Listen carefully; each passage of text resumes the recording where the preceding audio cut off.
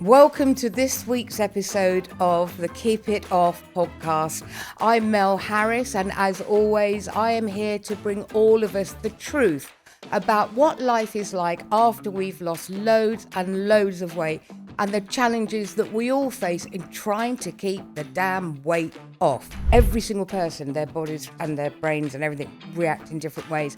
Just the knowledge that I can eat the same biscuit as somebody else, but I can absorb more calories from that biscuit than the person Right, how many next to calories me. in this biscuit? Do you know how they figure that out? Please, If you please starve tell. yourself, go on a strict diet, your metabolism naturally will switch off to stop you losing too much weight. I tell people all the time the reason they're not losing weight is because they're not eating enough.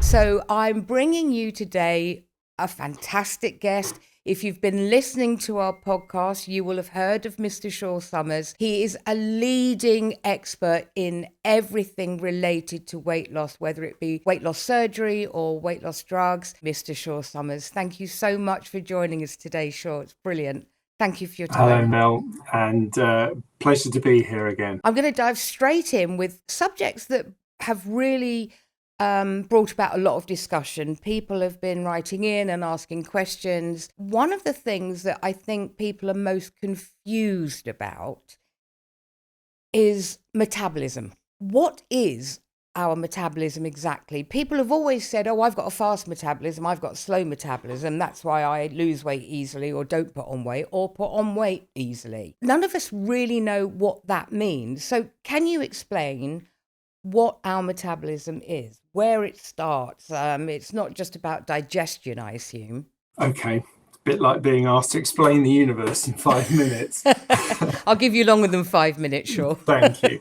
So, yeah, this is a really, really important subject because it's the source of a lot of confusion. But there's a number of ways of thinking about it that are really quite simple. And to get back to your comments that, people say, well, I've got slow metabolism, so I put weight on, and I've got fast metabolism, so I lose weight. Actually, that's probably right, but for a number of very complicated reasons. So what is metabolism?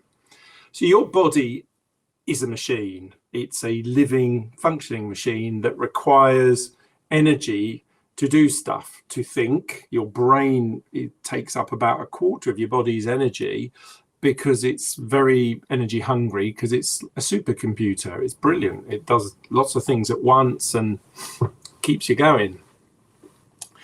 Your muscles require energy. Your digestive process requires energy. Your organs have got to secrete the enzymes, and that requires energy to make them and secrete them. And then it requires quite a lot of energy to actually digest your food, to take your food down to its constituent components that your intestines can absorb. And then your body builds them back into new bits, like bit of bone, bit of muscle, bit of tendon, bit of, I need to regenerate here. So you're a machine that requires energy to function. That function we break down into two broad categories: the energy you need to actually physically move and do stuff. So and we count part of the brain's thinking thing in that. So the brain's function, your muscles, walking, running, exercise, all of that is your active energy expenditure. Behind that sits your metabolism, which is everything else that goes on in your body just to keep it awake and switched on. So it's a bit like your telly. When it's on and showing you the program that you're watching, it's active, it's doing its thing. But if you've got it on standby, it's still using a bit of energy, keeping the damn thing running. That's Your a great body's like analogy. that, Yeah. but keeping your body running is what we call your basal metabolic rate. It's the energy which just keeps the whole thing going. So, for instance, if you're asleep and you're in a normal temperature environment, so you're not having to burn energy to keep warm, your body's energy expenditure is just the minimum to keep everything ticking over.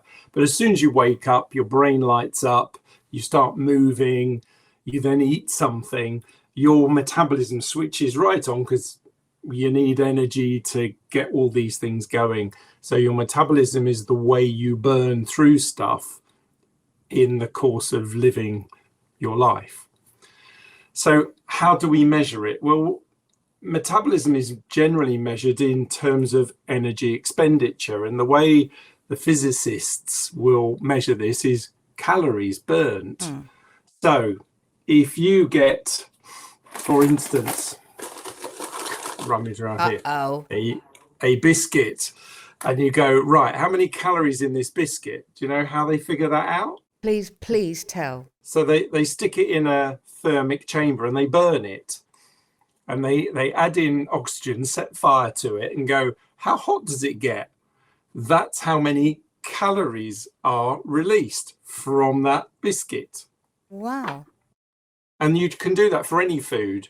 You put it in a set fire, so you have a flame, and you know what that flame is producing in terms of energy in this sealed environment. You add in a food, an apple, a piece of pizza, whatever, and you then measure how much extra energy you get out because of that burning, and you go, well, there we go, the calories in that bit of pizza are 300.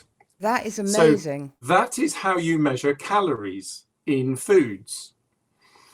What we don't quite understand is when I eat said biscuit or piece of pizza, my process of digestion tears the pizza apart.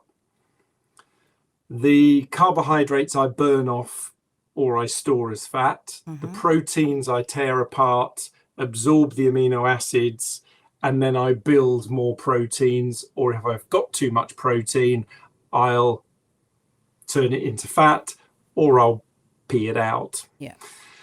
The fats, again, body will absorb, tear the fats down into fatty acids, cholesterol, whatever, your body absorbs them, and then we'll either use it as energy or turn it into glucose for your brain, or it will turn it into products that your body just excretes.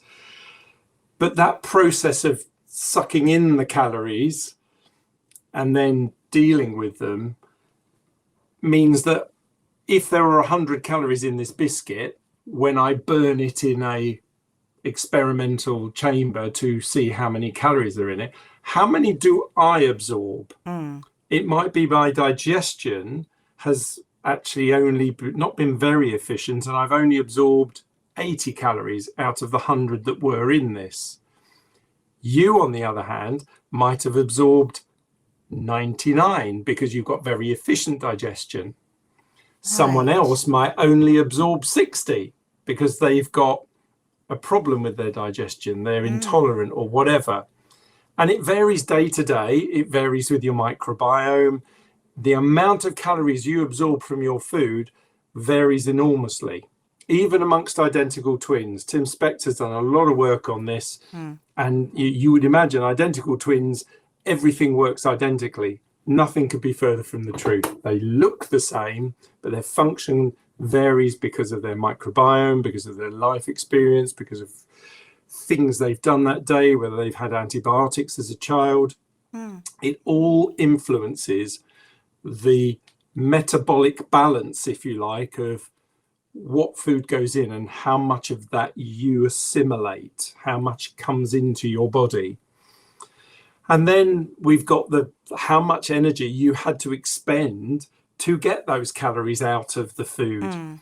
Now, it may be that part of the problem with obesity is that people who put on weight have got very efficient digestion that rips every bit of calorie out of a piece of food and uses it, but then doesn't burn it off as efficiently. So you're constantly getting the best of the goodness out, but you're not burning it off. Whereas someone who never puts on weight has got a very inefficient digestive process, and their metabolism is still burning nice and hot, burning off the calories. So that's one aspect to metabolism. It's fiendishly complicated, but we can see reflections of how the process works.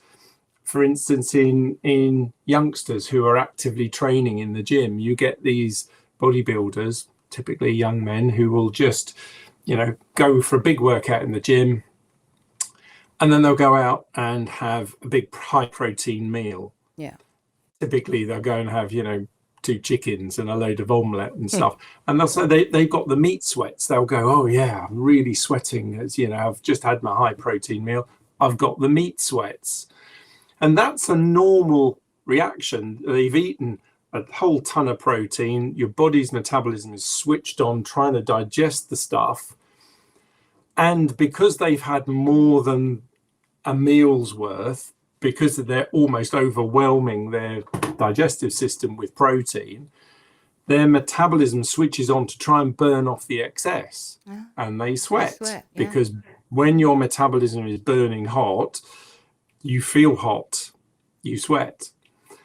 And so that's all metabolism. There's a whole number of processes that we all call metabolism. It's all part of supplying your body with the right amount of energy and burning it off in a way that balances out, so that you don't end up storing too much and getting obesity, or you don't end up burning off too much and losing weight. That is absolutely fascinating. I've never heard it described in that way before, and it's so much easier to understand. I mean, it just makes sense that our bodies react in different ways. Every single person, their bodies and their brains and everything react in different ways. Just the knowledge that I can eat the same biscuit as somebody else, but I can absorb more calories from that biscuit than the person next to me. Yeah. Is fascinating, because we all know that some people can eat one biscuit and not worry about it, and others will eat a biscuit and it triggers a binge, because we all react differently. But Correct. In terms of metabolism, the way our body's working, we need to work out, well, hang on a minute, I might be eating a biscuit and I might be digesting it very well, but I'm absorbing too many of those calories and not burning them off. The other person who might have had 1, 2, 3 or 4 of those biscuits is burning off those calories in a natural state. Yeah. Spot on. That is really helpful. We've come a long, long way. When I've trained in medical school years ago, the way they would measure someone's individual metabolism, so you can measure a person's metabolism by sticking them in a thermal chamber and measuring how hot it gets. Wow. But that ignores how well their digestion is working, because they assume if you eat a meal with 1,000 calories in it, you will absorb all those 1,000 calories. And we now know that's not true. Some will absorb 600, some will absorb 800, some will absorb 999 calories from it. And it changes day to day. There's some people who always absorb a lot, and there's some people who one day will absorb a lot, the next day not so many, and we still don't understand why that happens. But also, it's not necessarily about the amount of calories they absorb, it's about their own body's ability to then burn it off afterwards. Correct. And that's where the last bit of this jigsaw is, well, what happens on a diet then? Because I've stopped eating, I should be losing weight. I used to eat 1,800 calories a day. Yes. I'm now on 600 calories a day and my weight's flat. Why? Well, your body is a very clever thing, and we are basically the products. We are what's left over after millennia of war, famine, pestilence, migration. We're the survivors. We're the descendants of the survivors. Yeah. And unfortunately, during wartime, you kill off all the fit, healthy ones first. In starvation and famines, all the thin ones die off first. So basically, the genetic pool that's left are the ones that are the survivors because of luck and circumstance. So we are the ones who were slightly chubby, but not good at fighting, if you like. Yeah. It's almost like we've survived because of our weaknesses. Exactly. And that is exactly right. So actually, we're the ones more prone to put weight on. Right. Because actually, that's a survival advantage. If a famine is coming, we need to be ready and have extra weight, because all the thin ones die quickly because no food, that's it. So we have a genetic predisposition, an inherited predisposition to put on weight when times are good. If you starve yourself, go on a strict diet, your metabolism naturally will switch off to stop you losing too much weight. And that's a natural adaptation. Because it's got to protect us. Correct. So even if you've put 2 or 3 stone on, you go, right, I'm going on a strict diet, that's fine. I was eating 1,800 calories. I'm now eating 600 calories. I expect to lose weight quickly because I'm eating a third of what I was. And I know my metabolic rate is 1,000 calories, even if I do nothing. So I'm deficit 400 calories. That's 4 biscuits less a day. I should be losing that amount of weight, 4 calorie, you can do the sums actually, because each gram of carbohydrate is 4 kilocalories. So you can actually say, well, if I'm eating 400 calories less, it should be 100 grams of carbohydrate less, or it's 9 grams, 9 kilocalories per gram of fat. So you can do the sums and say, I should be losing X amount of weight.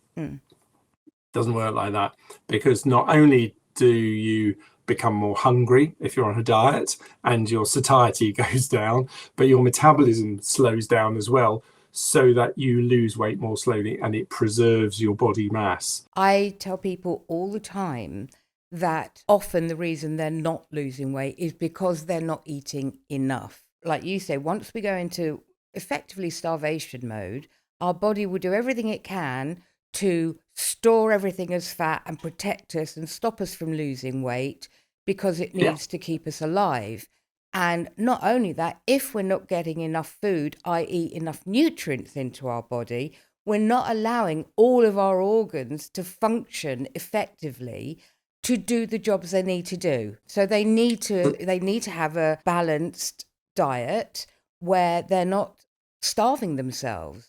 Yeah, so that's where, you not eating too much is the key, and eating a reasonable amount, which you can more or less judge for each person. It's, around between 1,500 and 2,000 calories a day, depending on your body size, shape, sex, etc., age. But once you go too low, everything switches off, and whatever you do is not going to work, because the second you stop, your metabolism goes, hey, food's here again, hunger, no satiety, storage. Is it possible for people to identify their own metabolic patterns without expensive tests? Over a period of time, yes. You can get to know what your body will and won't tolerate in terms of how far to push it one way or the other.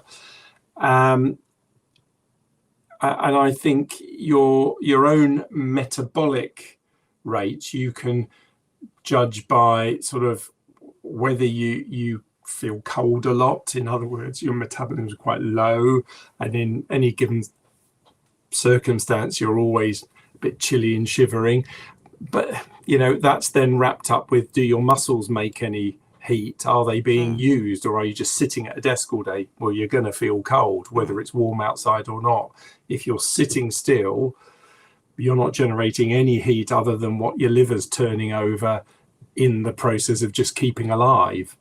So it's about understanding what your body needs in order to work properly.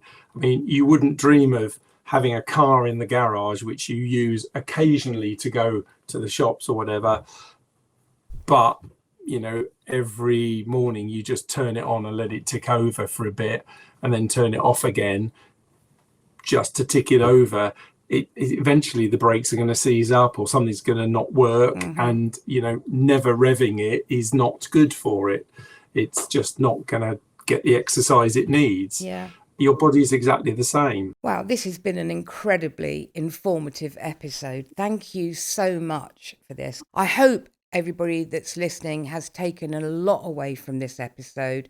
And if there's anything you're still not sure about, just let us know and we'll deal with it for you. We will answer your questions. I'm Mel Harris. We've had the wonderful Shaw Summers with us today. Thank you for listening in. All of our contact details are in the show notes. Please share. If you've enjoyed it, if you've taken something away, let somebody else know. Let somebody else in on this journey, and we'll see you next time.